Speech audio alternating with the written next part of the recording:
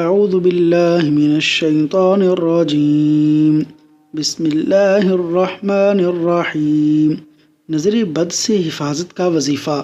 رسول اللہ صلی اللہ علیہ وسلم حضرت حسن و حسین رضی اللہ عنہما کو ان کلمات کے ساتھ دم فرماتے تھے۔ وہ کلمات یہ ہیں: اعوذ بکلمات اللہ التامہ من کل شیطان وہامہ ومن کل عین لامہ ومن کل عین لامہ۔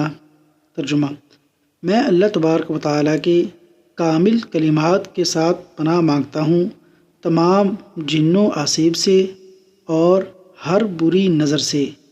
اللہ تبارک و تعالیٰ سے دعا ہے کہ اللہ تعالیٰ ہمیں شیطان کے شر اور اس کی شرارتوں سے محفوظ فرمائے، آمین۔